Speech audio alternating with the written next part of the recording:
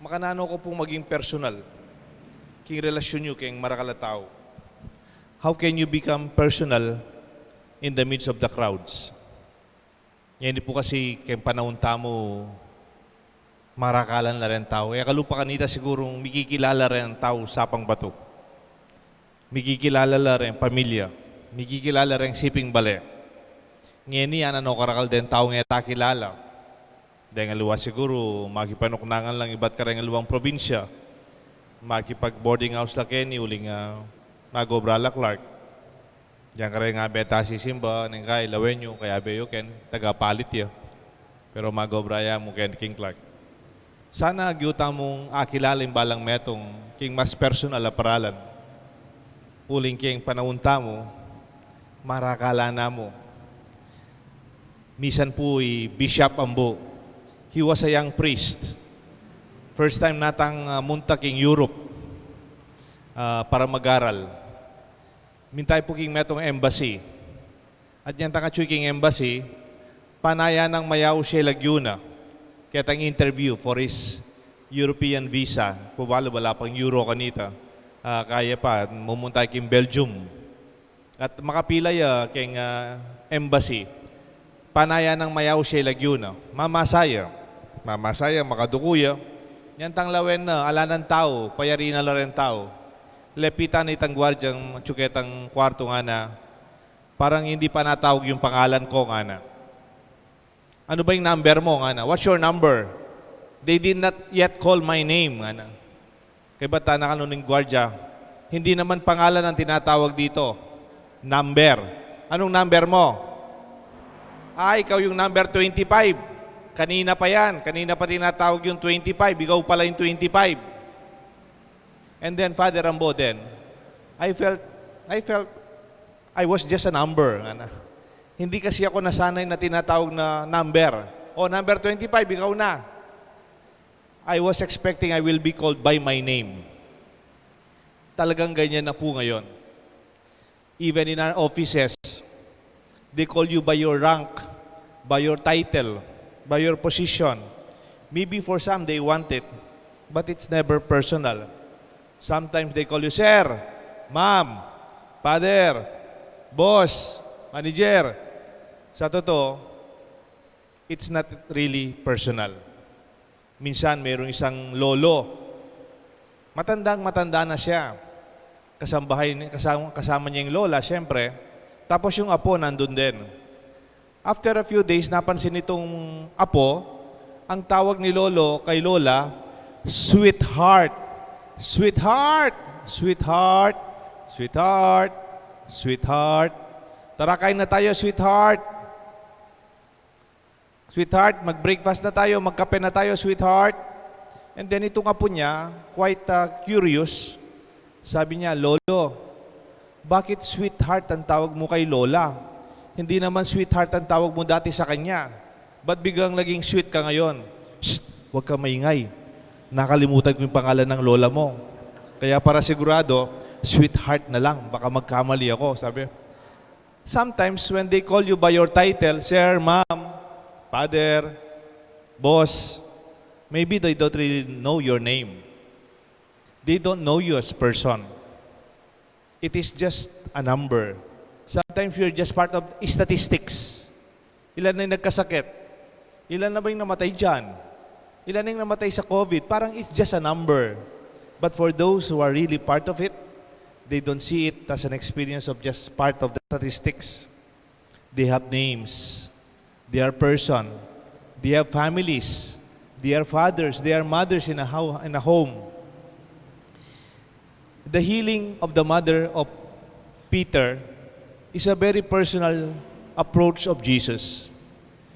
Marami silang ginawa for the whole day.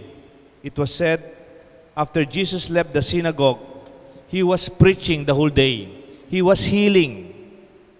Pero pagkapasok niya sa bahay ni Pedro, para siguro they were in a place nearby the house of Peter, He visited their home. How can you be more personal than that, isn't it? To visit the Lord, visiting you in your home. Jesus did not consider you in a generic term. Isa ka lang sa marami. You're just one of the many. Statistics ka lang. For the Lord knows us by name. He calls you by name. Even Jesus talked about the good shepherd, they know me and I know them. Kilala ko sila at kilala ako. They know me by voice. Boses pa lang, kilala na ako. That is how intimate the relationship of Jesus with us. I don't call you slaves, I call you friends. These are expressions of Jesus' intimacy. Look at the many experiences of Jesus healing in the gospel. He never healed the multitude. Hindi niya sinabi minsan, nung bagong pari ako, meron akong napanood sa TV, yung parang tele-evangelist, no? Katoliko man yata eh. He was healing the people. Tapos tatas na yung kamay niya, gagaling, gagaling, gagaling, gagaling, gagaling. Ba naman talagang gagaling. Pero, did Jesus really heal that way? Maybe he fed the 5,000, yes. But he never healed the multitude. He was always personal. He set aside the man who was blind and had hearing impediment. He took him aside and he touched the eyes and the ears, yung bulag at saka yung bingi, until nakakita. Do you see? What do you see? Up to the point na nakakita siya, nakarinig. Do you remember the woman, she was bleeding? She was bleeding for more than 14 years yata. Nagdurugo yung babae, may sakit siya. Tapos, the woman was very desperate. Natatakot siya kay Jesus, hindi siya makalapit sa kanya, pero sabi niya, kahit mahawakan ko lang the tassel of his cloth, yung laylayan ng kanyang damit, I will be healed. And when Jesus felt somebody touch itong laylayan ng kanyang damit, and then lumingon siya, said, "Who touched me?" Sabi ng mga disciples siya, "Lord, ang daming nagtutulak-tulak, dami-dami natin tao, masikip-sikip. Tapos sinabi mo, who touched you?" Because the Lord knows a personal approach of a person who really believes. Hindi po siya nagmimilagro para sa lahat. Your prayer, your need, He knows very well. And this is our experience in the gospel. Jesus visited Peter in his home and healed his mother-in-law. And after healing his mother-in-law, he was there with them, had dinner with the family. Jesus visits your home. The Lord is in your home. Hindi lang po dito nasa simbahan. So we visit Him here in our church, in our Mass, in our Eucharist, in our Blessed Sacrament. Pero ang Diyos, personally, kasama rin natin sa ating bahay. Ngayon sa panahon ng pandemya, usually we become very impersonal. Bakit? Lalo na nating hindi nakikilala ang bawat isa. Kasi mask tayo. Mata na lang yung nakikita. Hindi na daw mabili ngayon ang lipstick at saka makeup. Pinapaayos na lang daw yung kilay. But my dear friends, more than anything else, pag kilala mong tao, kahit naka-mask, kilala mo siya. And that's how God knows us. Kahit magtago ka, kahit hindi magandang nasa madilim ka, kahit malayo sa Kanya, He knows you. He will call you by name. You will never lose your identity before Him. Hindi niya sasabing sino ka, hindi kita kilala. Because I pray that even Jesus relating with us, He said to Thomas, alam niyo si Thomas, yung nagdududa siya kay Jesus, and when He showed Himself, Thomas, come, touch my wounds. Lagay mo dito yung daliri mo sa butas ng aking kamay. Come, lagay mo yung kamay mo dito. Dito, put it in my side, in my wound. Come, touch me personally. Isn't it? You only allow people to touch your wound if you know them. Ang inaaya mo ng taong humawak sa kamay mo, sa sugat mo. You open your wounds only to people whom you trust. And when Jesus opened His wounds to His disciples, even to Thomas who doubted Him, it was a real revelation of how personal God can be for us. Kung minsan, di ba tayo, tinatago-tago natin yung masakit sa atin, tinatago-tago natin yung personal sa atin. But in our relationship, may we become personal too. Let us not lose touch, but we keep in touch with one another. Though it may not be physical, but it will also be more sincere, true, and beyond physical presence. Si Pope Francis, ang tawag niya sa ating simbahan, nung una pa, bago pa siyang nung bago siyang Santo Papa, sabi niya, sana ang ating simbahan, it becomes a hospital in the war zone. Sana daw yung simbahan natin maging ospital sa gera. Alam niyo po yung hospital in the war zone, less technicalities, less procedures, less examination before ka papasok. Sana we can allow people to be welcome, to be accepted, not to be very technical about it, lalo na sa panahon natin. Though we have the protocols, of course, of safety, but in terms of being a church, kung maliit na bagay na lang, let us not make it a big deal out of it. Meron pong kasabihan sa Greece, this is a Greek expression. In Greece, yung Greece po kasi maliit lang na bansa, no? In Athens, Greece, no? What is communal is personal. Yung pangkalahatan, personal yan. Halimbawa, may dumi dyan sa daan, pupulutin mo. Pwede sabihin mo, ano, pakialam, daan yan, di naman sa akin yan, di ko naman narapan. Di ba yung ating expression, tapat ko, linis ko, okay yon. Pero masyadong limitado sa tapat mo. Because in Greek culture, what is communal is personal. Pag nakakita ka ng basura dyan sa harapan ng simbahan, sana we make it personal. Sa atin lahat yan. Personal. Simbahan ko yan. I belong to this church. I belong to this community sa Sapang Bato.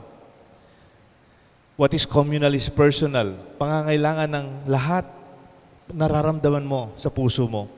Pero binabaliktad din ng mga Greeks yan. And what is personal is communal. Pag masaya ka, pumasa sa board exam ang anak mo, masaya kaming lahat para sa iyo. Pero kung nyari may sakit ang nanay mo, nararamdaman namin ng masakit sa pamilya ninyo. Lalo na kung may nangyaring masama sa pamilya, may namatayan, we also feel the same way, the sorrow and the pain. It's also personal. Yung personal na karanasan, nararanasan nating lahat. My dear friends, may this also be our prayer. Like Peter, you know, on a personal note, no, I have to confess, on a personal note, I could identify with Peter. Maybe you can also feel the same way. Pwede ka palang sumasama kay Jesus, nangangaral, healing people, healing those who are sick. Si Pedro kasama niya si Jesus, going to synagogues, going places. Nung umuwi sila, siya rin pala, si Pedro, may sakit sa pamilya. May sakit ang kanyang mother-in-law. Kahit pala sumasama si Pedro para mag-serve sa ibang tao, siya rin, sa kanyang sariling bahay, may pangangailangan. Naranasan niyo na ba yan? That you serve others, you help others, susuyo ka karengaliwa, pero you know, you also have your own needs. Recently, I have to confess, ganito po yung naranasan ko. Siguro yung naranasan ni Pedro. Alam niyo po, kadi-discharge lang yesterday ng nanay ko sa hospital. Over the weekend, until yesterday, late afternoon, na-hospital po yung nanay ko. So almost every day, nasa hospital po ako, then I drive back before the Mass. Kaya po yung mga homily ko in the past days, mabilis lang pong ginawa. Kasi I really have almost no time. Kundi lang ako, walang misa, I will stay sa hospital with my mom. Pero pwede palang gano'n, yung nangangaral ka, you pray for others, and yet yung nanay mo naka-hospital din. When you feel that, God bless you. Maybe you may be like Peter, allowing your mission first before the needs of your own family kung kailangan din. May nabasa ako kaninang umaga, sabi, your greatest test is when you can bless someone else while you are undergoing your own storm. Ang maggrasya daw talaga, pagsubok, na makakatulong ka sa iba kahit ikaw mismo may tunay na pangangailangan. Meron po kaming kaibigan sa Men of Light. Ang pangalan niya po, Director Marilu Diaz-Abaya. Siya po yung director ng mga mararaming magandang Philippine films. Jose Rizal, Muro Ami, yung Bagong Buwan, and so on and so forth. Marami siyang awards. Muro Ami is about greed, no? Yung yumayaman siya kasi gusto niyang yumaman kaya sinira niya yung dagat. Yung Jose Rizal is about heroism, no? May Arabic term na overcoming greed makes you happy. When you overcome your greed, that is the secret of your happiness. May sinabi po si Direk Marilu sa amin, alam mo, Father, kung anong sikreto ng mga sine ginagawa ko? Sikreto daw. Sabi niya, I'm not a movie maker. No? I do not make movies. I'm a storyteller. No? I tell stories through the films. Hindi movies ang tawag niya, hindi commercial movies. They are films.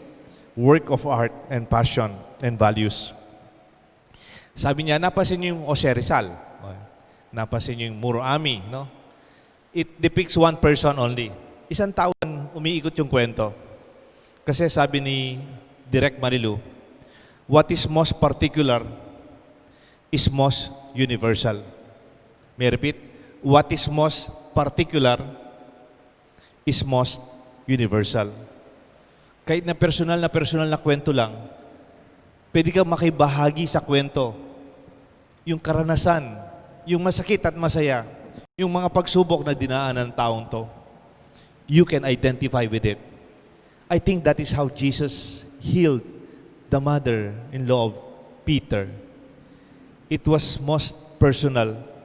That's why it's most universal for all of us. May your personal lives not be separated from the other lives of others.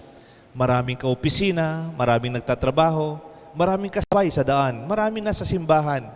Kahit na hindi tayo sabay-sabay nakikita sa simbahan, but we feel we're just one of the many. That's not true. In our church, sa simbahan natin, ang bawat isa ay mahalaga. Ganyan po ang kaharian ng Diyos. Ganyan po ang relasyon ng Diyos at ni Jesus sa ating lahat. Ganyan din po sana ang pagkikisama natin sa bawat isa. That we become personal in the midst of the crowd. May God bless us all. May God bless us all. The Father, the Son, and the Holy Spirit. Amen.